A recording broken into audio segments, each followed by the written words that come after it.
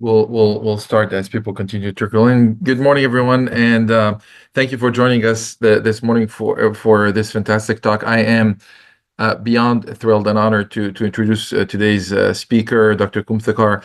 I've come to know Dr. Kumthekar during my residency at Northwestern, and I can tell you this is going to be one heck of a speech, heck of a talk. Dr. Kumthekar is a UCNS certified neuro-oncologist from Northwestern University. She embodies everything you would want in a neuro-oncologist, both from a patient care perspective and from care and empathy to also leadership in translational research and advancing the field that is lagging behind every other oncology field. Dr. Kumthekar is currently involved as a overall principal investigators of 5 investigator-initiated trials. She's also the investigator, the site principal investigator of over a dozen additional clinical trials, and these include brain tumor treatment, including meningiomas, brain metastases, leptomeningeal metastases. She also has teamed with basic scientists both at Northwestern and at other institutions with the goal of translating bench research to advance the field of neuro-oncology. She serves as the neuro-oncology disease team leader at the Robert H. Lurie Cancer Center at Northwestern University. Dr. Kumthekar, thank you so much for being with us this morning, and I can't wait to hear your talk. Oh, thank you so much for that gracious intro. I am super excited to talk to you guys today about leptomeningeal disease, especially as I heard that we're a really diverse audience. And I think that's great because I'll also kind of dive into how this might impact other fields and what to think about when you're thinking about leptomeningeal disease, how to look for it, et cetera. So these are my disclosures. And we will talk a little bit about lepto as a whole first, I think. Sounds like there's some trainees in the audience as well. I think it's kind of great to think about lepto because if you're not looking for it, you're not going to find it. And so understanding the symptoms that it presents with and understanding the challenges in the treatment and diagnosis of lepto. I am going to go over 2 of our clinical trials in leptomeningeal disease. These are published studies, and so I'm not going to get in the weeds of it, but I just want to tell you the story of some of the lessons that we learned from that and how that really pivoted into looking at diagnostics in leptomeningeal disease and then prospective clinical trials in diagnostics. And really, as we're going through this, I think that there's a lot of consideration for trial design in leptomeningeal disease, but really there's a lot of application for any disease that we're trying to do clinical trials on. So we'll just start with lepto, which is, of course, going to be the basis of today's talk. And so leptomeningeal disease is basically cancer of the pia and arachnoid.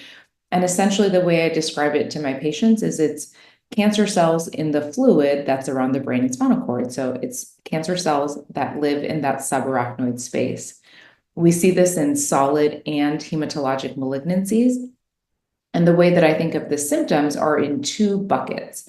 So the first is because it's in that subarachnoid space and we can get clogging of these arachnoid granulations, we're gonna see symptoms of high ICP. So, headache, all the way to the extreme version of that, which is cord compression, but headaches, nausea, vomiting, fatigue.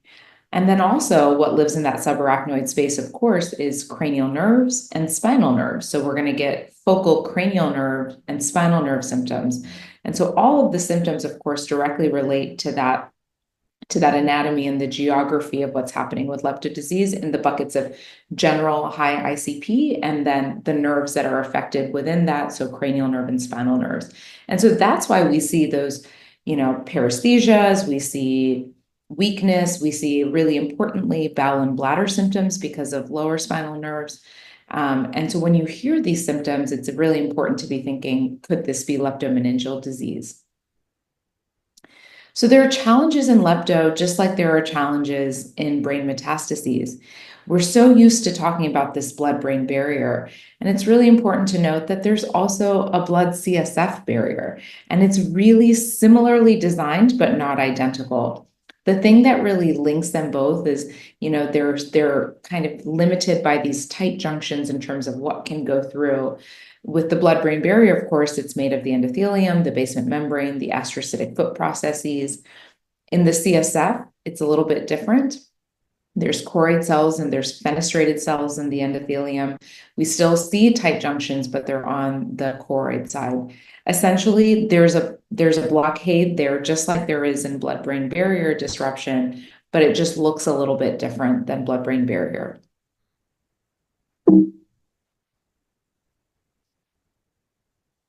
So I do want to take a second, because I'm going to be talking about some results of leptomeningeal disease specifically in breast cancer. I do want to take a second just to kind of go over what the outcomes are typically here.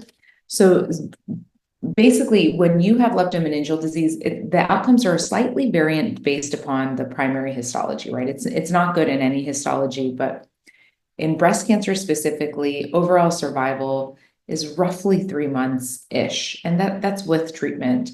However, with the advent of HER2-directed therapies, we've thankfully seen that as a whole increase. We just haven't had large population studies to kind of show that numerically.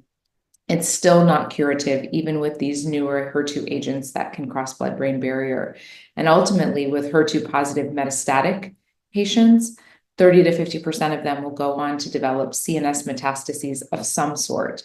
So whether it's parenchymal disease or in the fluid, and about 20% of those HER2-positive patients go on to develop specifically leptomeningeal disease, so even more devastating than brain metastases.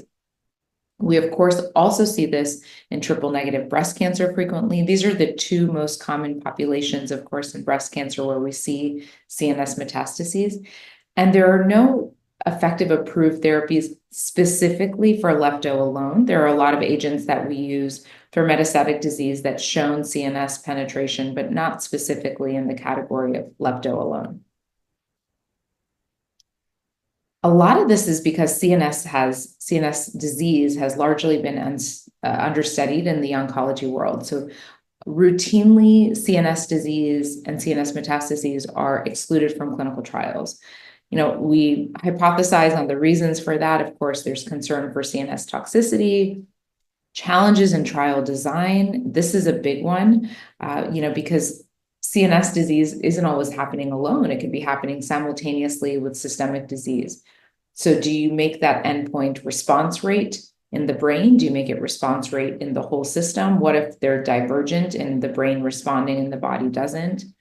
Similarly, if we did overall survival as an endpoint, sometimes survival isn't driven by brain metastases or CNS metastases. Sometimes it's driven by liver metastases. So really finding that appropriate endpoint, that one size fits all, is tough to then design a study, power it on that, and know that the results you have achieved really demonstrate the science that you're looking to, the questions that you're looking to answer. And I'll get into that specifically with these two studies. Thankfully, CNS disease is being more spotlighted really over the past decade. It's been really great to see this change. We have more advanced imaging technologies. We have improved agents with CNS penetration. We have prolonged survival of our systemic disease patients. So we are seeing more CNS disease. And, it's a silver lining in the sense that patients are living longer, which is wonderful, but they're going on to develop these often later phase oncologic issues, which often is CNS metastases. There are agents now, thankfully, of course, beyond traditional cytotoxic chemotherapy. And so that's another reason why it's getting spotlighted more. We have targeted therapies, we have immunotherapies, we have antibody drug conjugates. And so for all these reasons, I think, it is thankfully being spotlighted more. And I have some math to actually show this.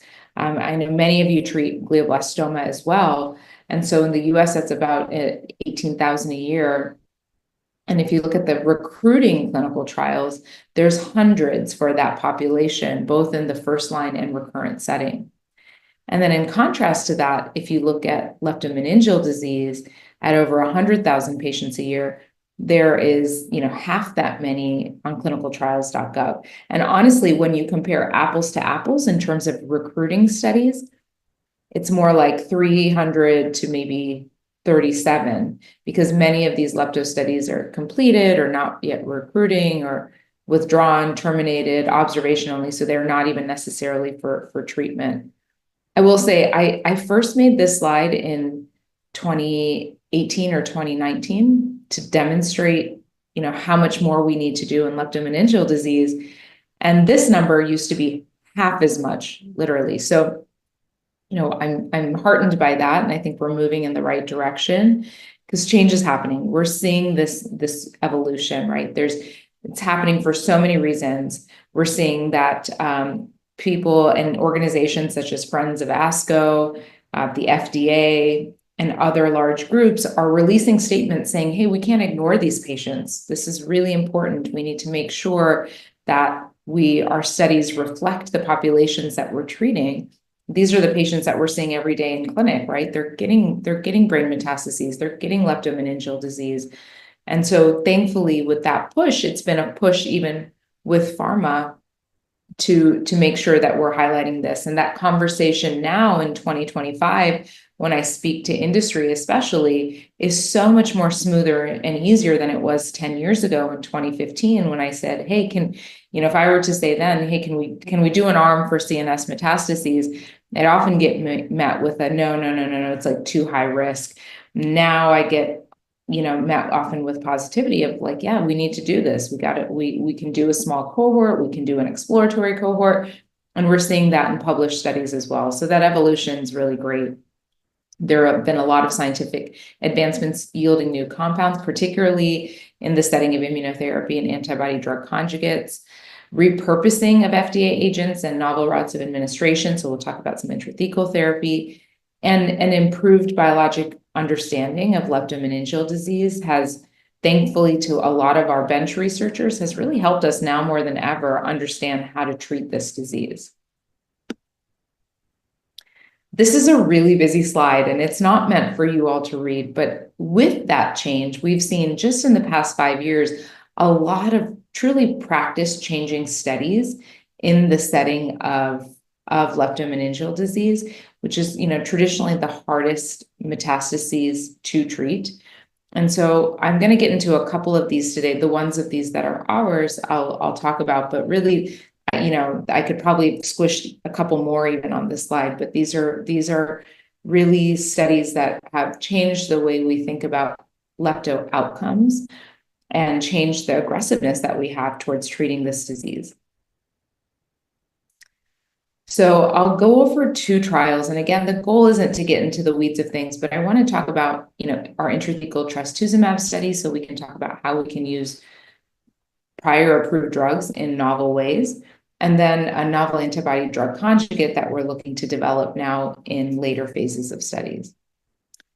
So we'll go first with this intrathecal trastuzumab study. This was a phase 1, basically dose escalation study to try to find the MTD, the maximal tolerated dose, and the recommended phase 2 dosing. So that's exactly what we did.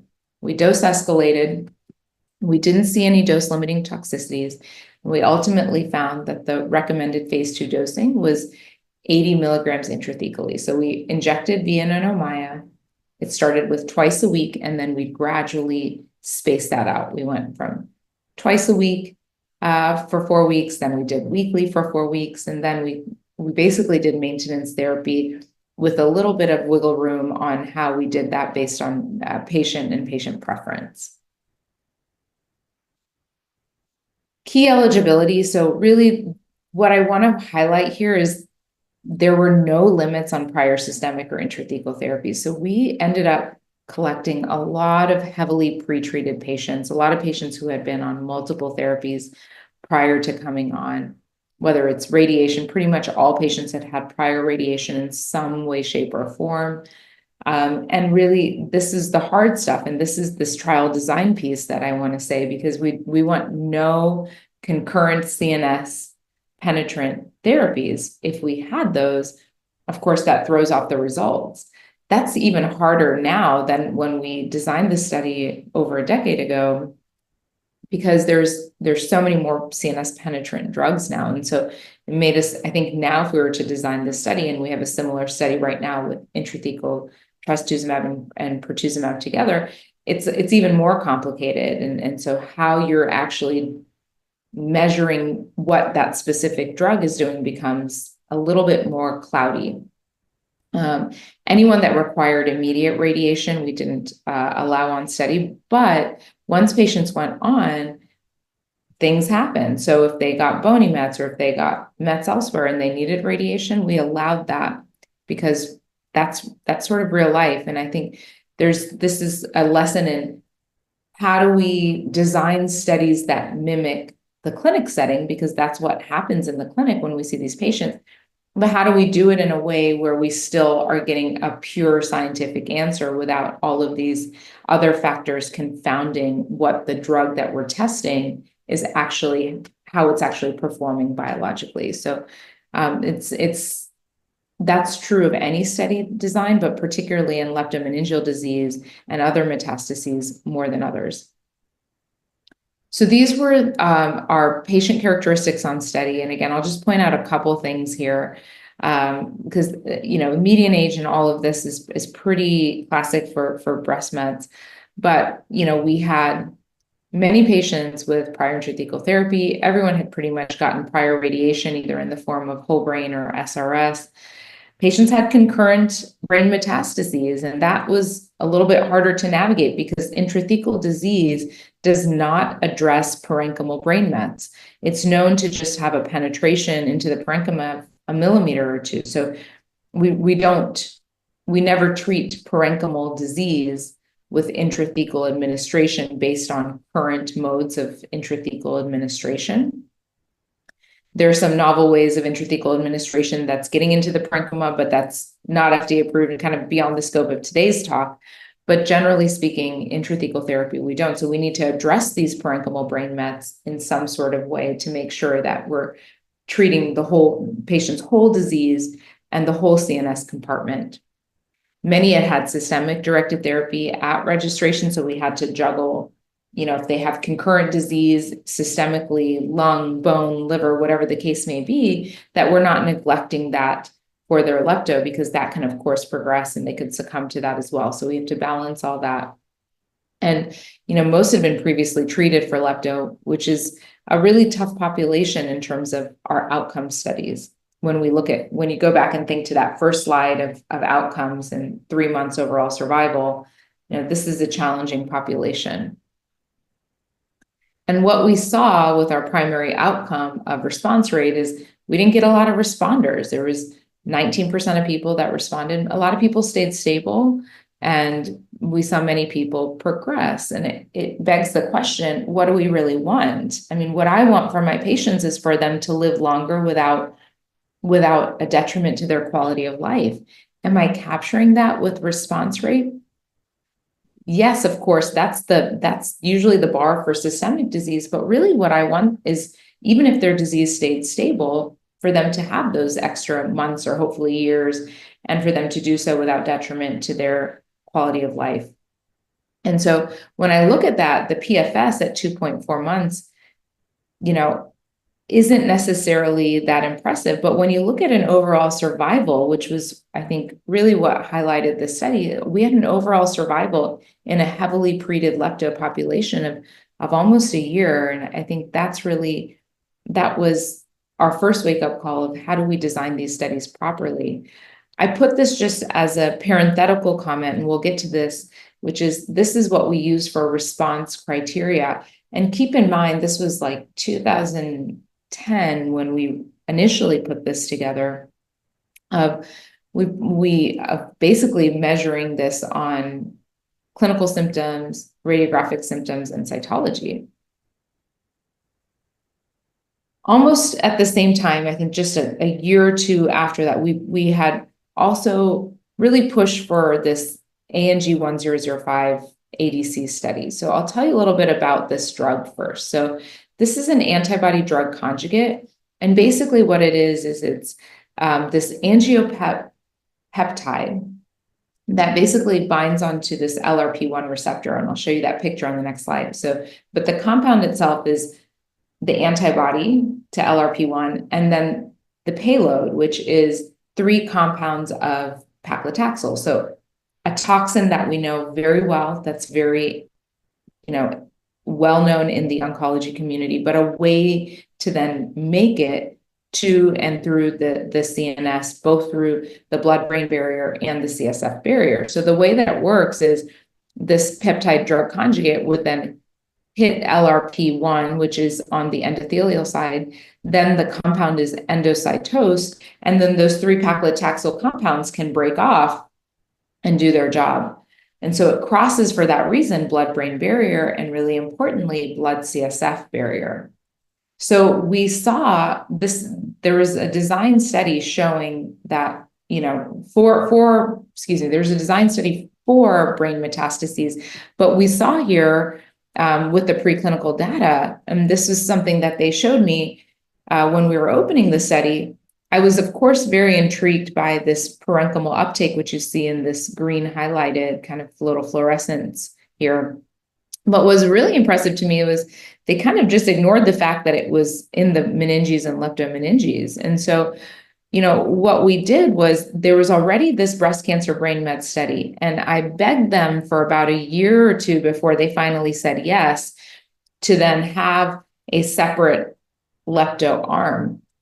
So this is why the ends or the sample sizes of these studies are a little bit confusing, because the study was built for brain metastases, but then we pushed for a lepto arm based on that preclinical data that was shown.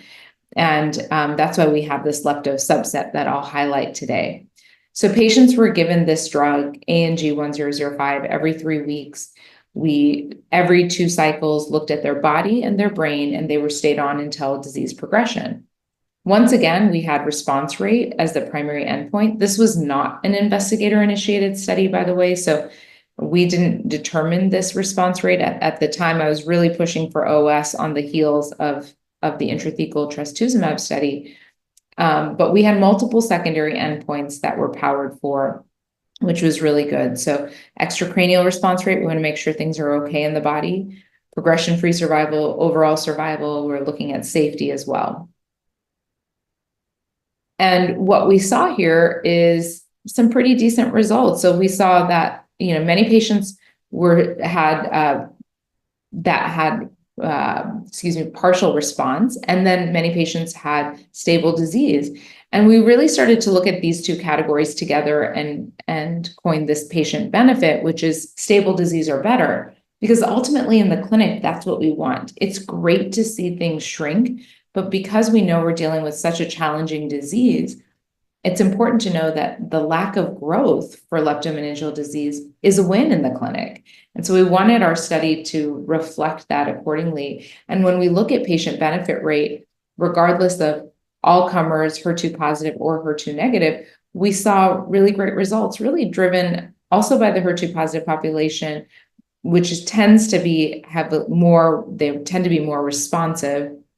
But we also see this in a harder to treat population, which is the HER2 negative. And in this plot here, we can kind of see that even the patients, so these are the ones that really met the threshold of partial response at that 25%, but you can see here, even those that didn't meet that these would be called stable disease, still had a bit of a response. So, that was really heartening, as well as most, if not all, many of these patients had prior taxanes just for their breast cancer therapy. And so they're also, even with that prior taxane exposure, had really nice intracranial response. And importantly, they had extracranial response as well. So I had a lot of patients with liver disease. I had one patient with that orange peel change in her breast, really inflammatory breast cancer, and that just disappeared on this drug. What we find is that LRP receptors are pretty ubiquitous. So they're also in other organ systems, including the liver. So places that are hard to treat, like the liver, we saw responders in.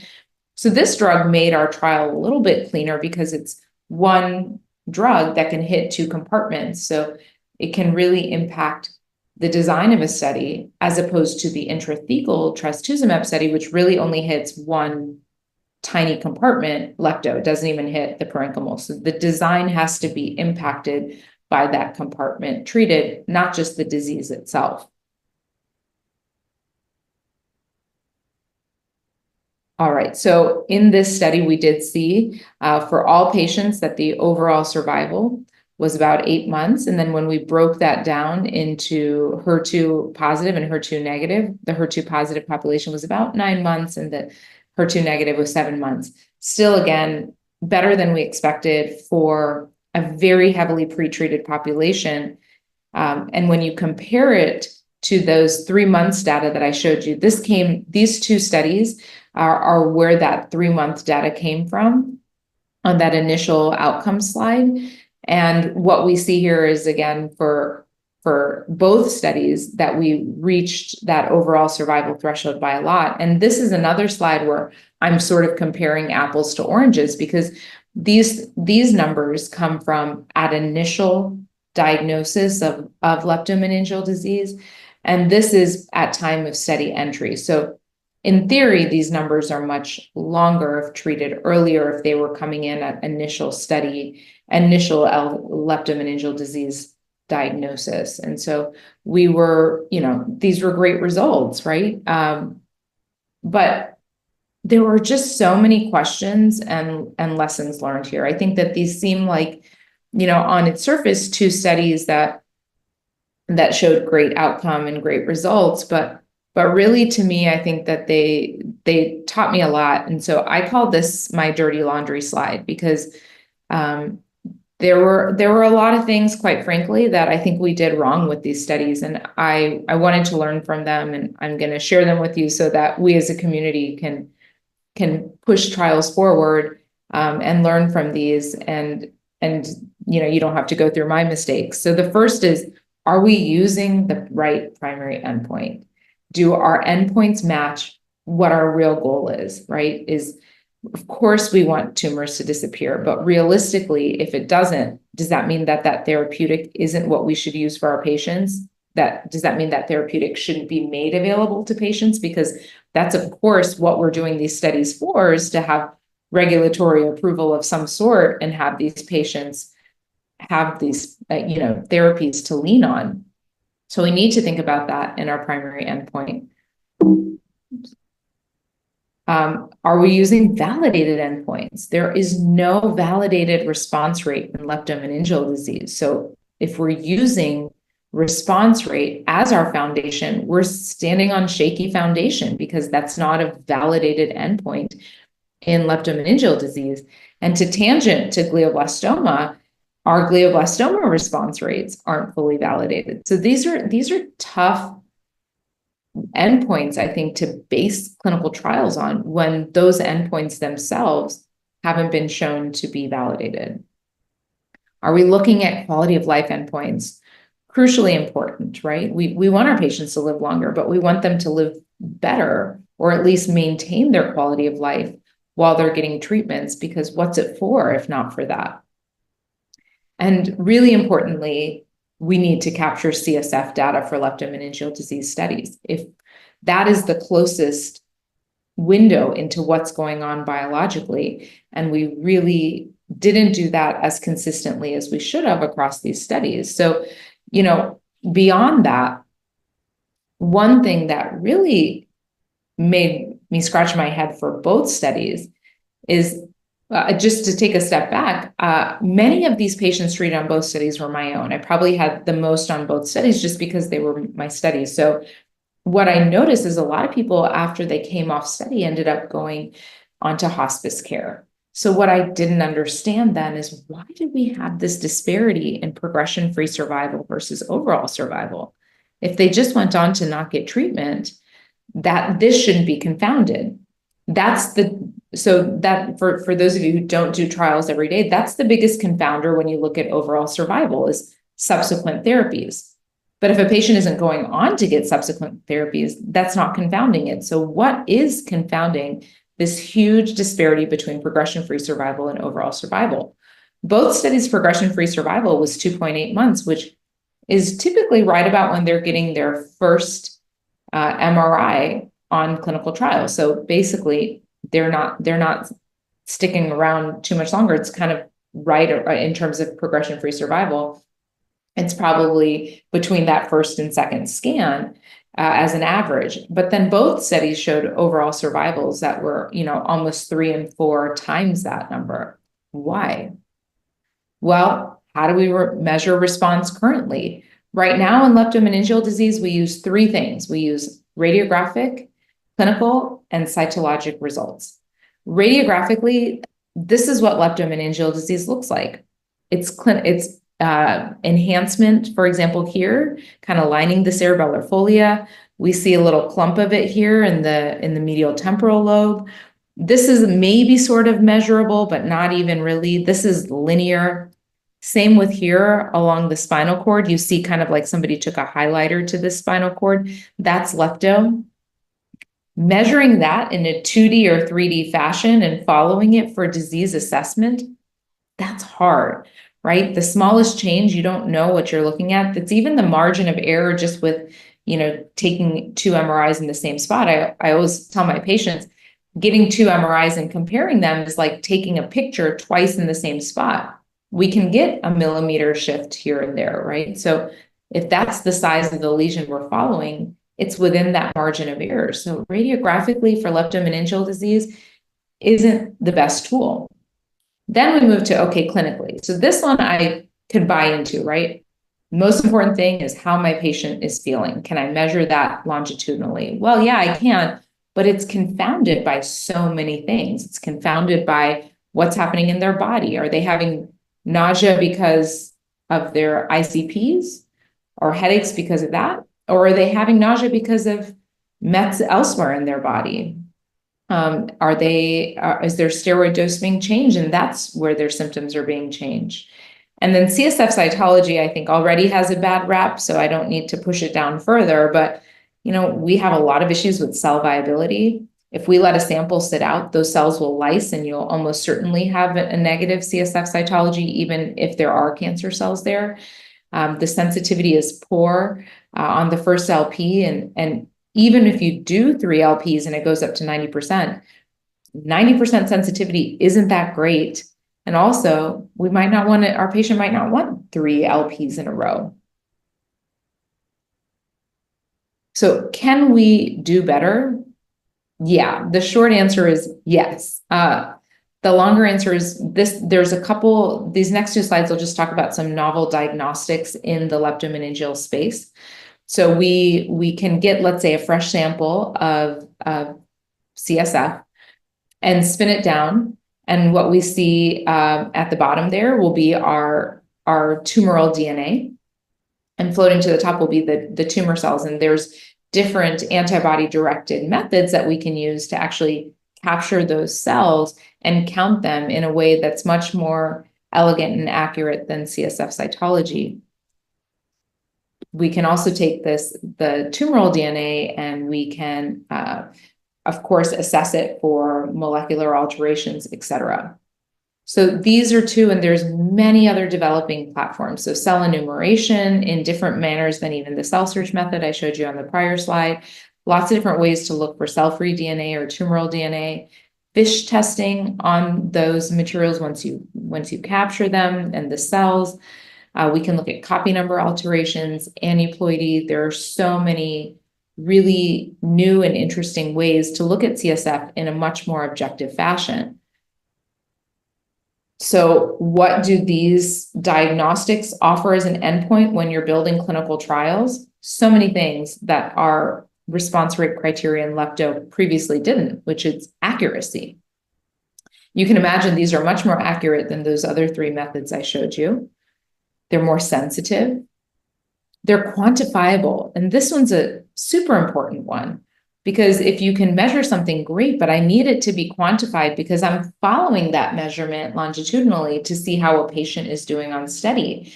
And I need it to be quantifiable so I don't prematurely take them off of a drug that's working, or I don't keep them on a drug too long that isn't working. So that's that following trend and disease monitoring piece of that quantifiability. And reproducibility. We learned this is science 101, right? Any test measure we have should be reproducible.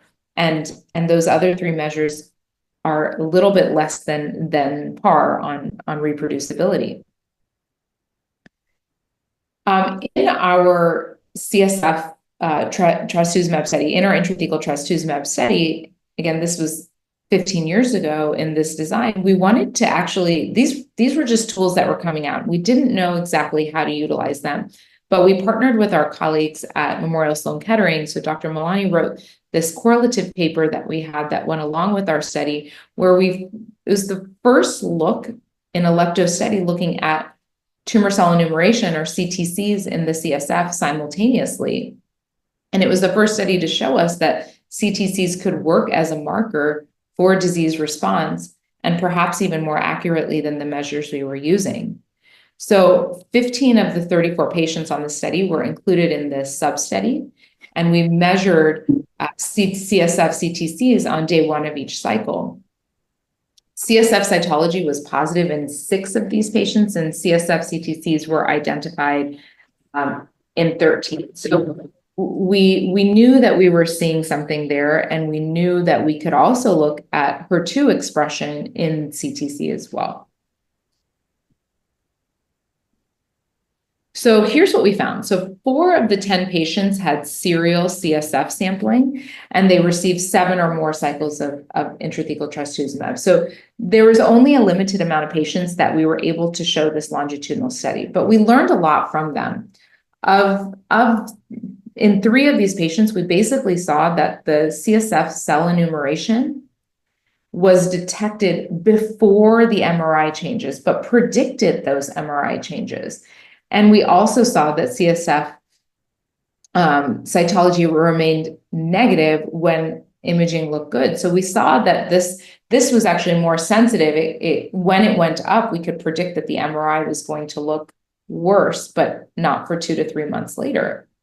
And so that was really our first foray into this as a field, and we've been doing this more regularly on treatment studies within LM.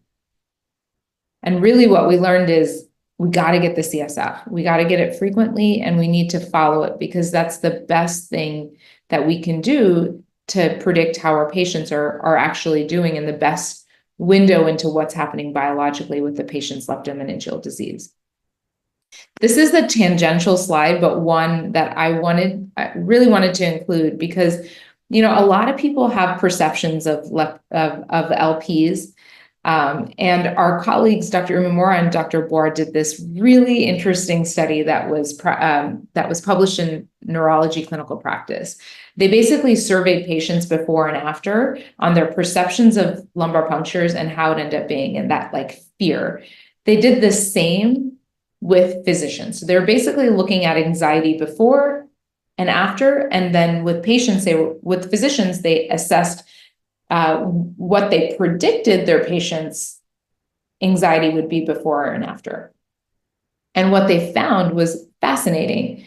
The experienced pain was far less than the predicted pain. So as anticipated, patients didn't have as much pain with lumbar punctures as their fear was going in.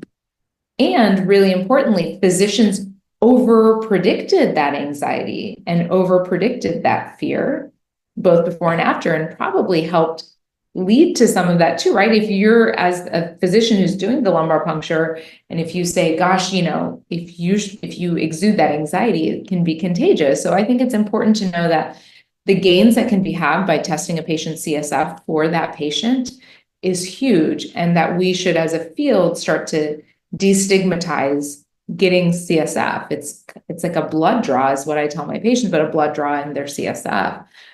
So this study actually really captures that so nicely and scientifically.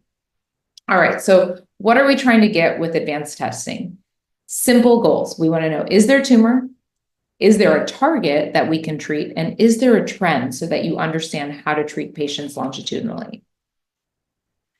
I looked at many different platforms as we started to teach, and there was started to build studies in this diagnostic space, because ultimately, after these 2 studies, my goal became to take a step back and start to really dive into the diagnostics. If I had any hope of changing treatment for lepto, I needed to start with how are we measuring and how are we designing these studies foundationally.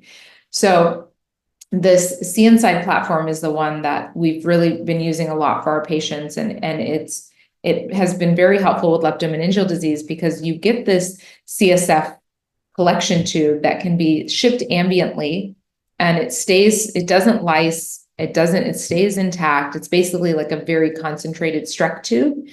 And there is a tumor cell detection workflow and then a cell-free DNA workflow that's done there. So it's basically next-gen sequencing that's done. And then we can actually capture cells so we can quantify them. And even with captured cells, we can do things like FISH studies. So we can look at HER2 positivity, for example. And so we've over the years done a lot of retrospective study on this commercially available assay. And we have found that CNSide helped to diagnose LM, that helps to determine response, that it helps to inform therapy in terms of having a target. But we had no prospective data to confirm clinical utility. And that's really important. Is this useful for our physicians to then treat their patients? And we needed to understand the clinical performance of tumor cell detection compared to current standard of care, which is, of course, CSF cytology. So we designed this prospective study called the 4C study. And we are trying to answer, again, these 3 questions. And what we did is at concurrent time points, we got all the diagnostics. So we got those 3 standard of care diagnostics, clinical, cytologic, radiographic, and at the same time, we got CNSide testing. And at each of those visits, we asked the physician after those results, what helped you make that decision?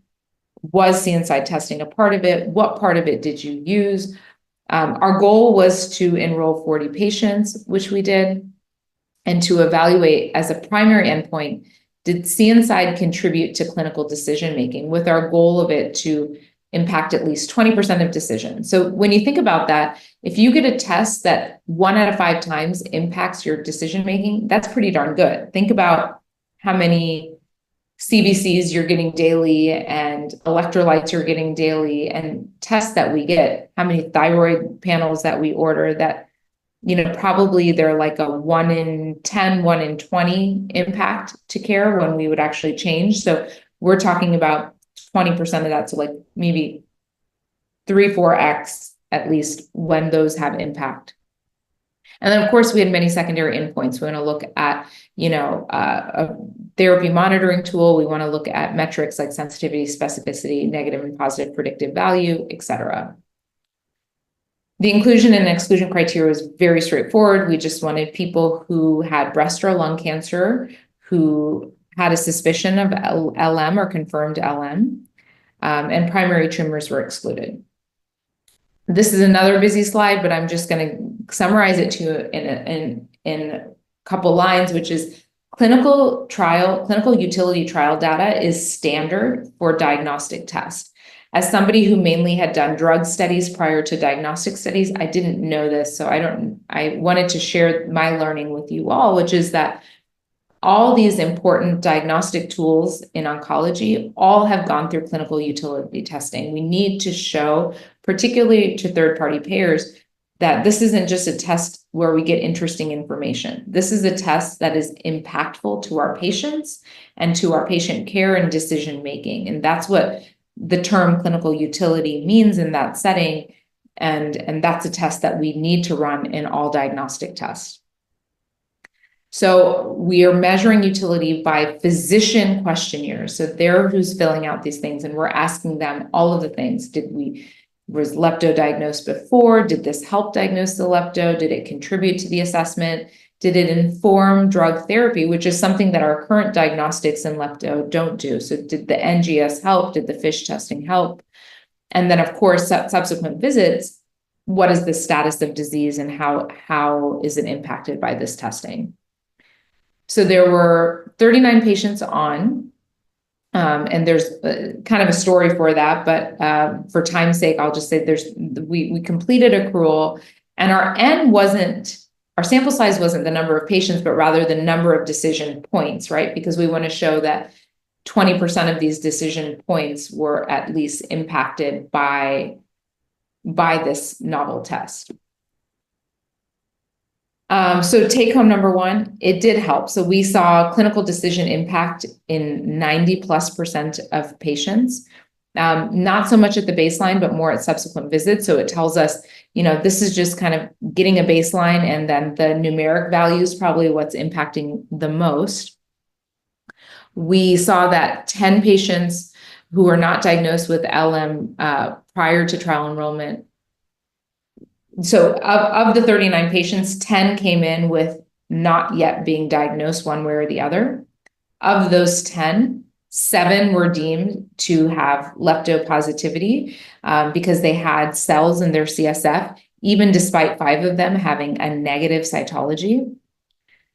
3 patients were confirmed to be leptonegative. And I feel like a lot of times we brush over this part, but can you imagine 3 patients who got that reassurance that this really doesn't look like lepto? And so we don't need to do, wide field radiation. We don't need to be really aggressive with your CSF compartment. That can be such a relief, of course, for our patients. And so I think this is almost one of the most valuable tools that we get with this diagnostic.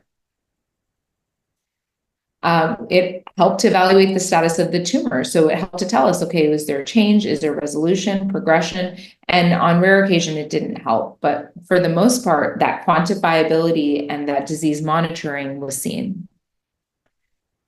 And it helped make drug selection. So the yeses here, I can tell you, are mainly HER2, but also c-Met. We're looking at EGFR. These are huge in being able to open doors for treatment for our patients that may have otherwise been closed. And I include this slide only because everybody asks, but this is not necessarily the best representation of sensitivity, specificity, and positive and negative predictive value, which is why I kind of have them X'd out. Our N was really kind of too small. The study had prematurely closed because the asset was moved to another company. So we were actually gathering a lot of the data for this now. So I'm showing this to you in transparency, but also in transparency. Don't lean on these numbers quite yet, but you can see very preliminarily that it was much better with sensitivity and specificity, kind of as predicted. And I think really, really importantly, if there's another take home I send you home with, we had 21 breast cancer patients enrolled, right? And in terms of who was HER2 positive and who was HER2 negative, there were 15 patients who were HER2 negative systemically. 1 was unknown and 4 had HER2 positive. And we basically saw that HER2 positivity for the most part stay consistent. But what we saw really importantly is of the 15 patients that were HER2 negative, 9 of them went on to have HER2 positivity in their CSF, which all of a sudden opened doors to the treatments like we talked about today and other treatments for HER2 positivity. And I had a few of these patients had really nice response to HER2 positive agents that we now know are CNS penetrant. So it's something that I regularly do now for my lepto patients is check their CSF for other mutations, whether it's HER2 in breast cancer patients or many others for breast and lung and other solid tumors. So just to conclude here, our 4C study met the primary endpoint. It helped us make clinical decisions and inform therapy selection. And it's probably a better in terms of sensitivity and specificity compared to, or more sensitivity compared to cytology. And this really interesting point that a lot of our HER2 negative systemic patients ended up having this HER2 flip, this HER2 positivity in the CSF. So we're currently working with sites to get all this mature data. So a lot of this is unpublished from this diagnostic study, but we're really excited that this can change diagnostics in leptomeningeal disease. And as a whole, we've learned that LM is understudied, but we're really moving forward with novel therapeutics and diagnostics. But if we're going to move forward and make these studies, we need to stand on solid foundation with a validated response measure, a quantifiable response measure, a reproducible response measure, if we're going to make an impact for these patients. And thankfully, there are newer diagnostic tools, and for that reason, we're integrating them into novel clinical trials and treatment on the horizon. And really, we need to, when we look back, now that we have these new diagnostics, we need to look back and say, do our prior definitions reflect contemporary diagnostics? There's a saying that when you have a new diagnostic, you have a new disease. So I think we might be looking at that a little bit here in the LM world, but things that we can measure later.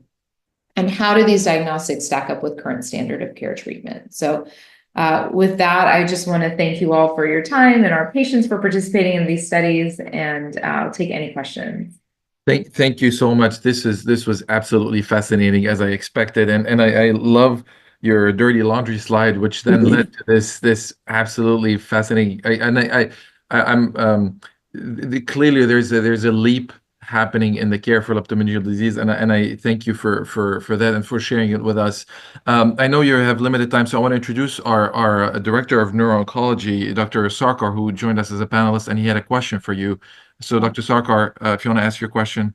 Yeah, Rudy, again, thank you for inviting your colleague. Thought it was great. I have a question that maybe be a little more of your opinion. When I see parenchymal disease, and I see one, and then I see a second one, I don't necessarily think that it's the CNS disease that's driving the next MET.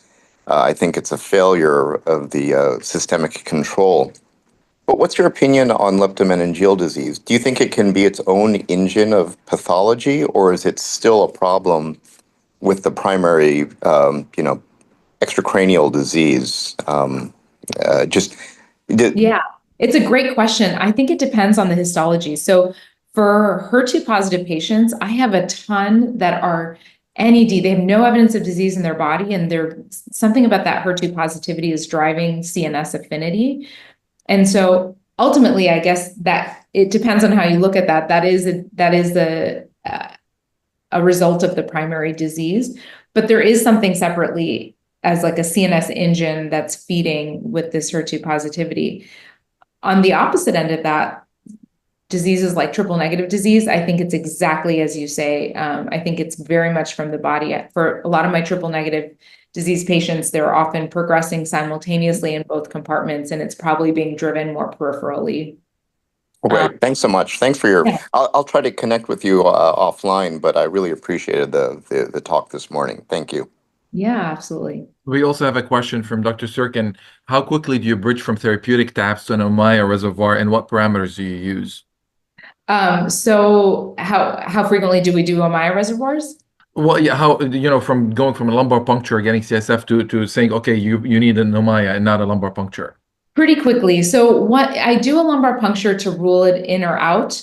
And so especially for a patient who I have low suspicion of lepto and I do a lumbar puncture and rule it out, that's not the patient that's getting an Ommaya.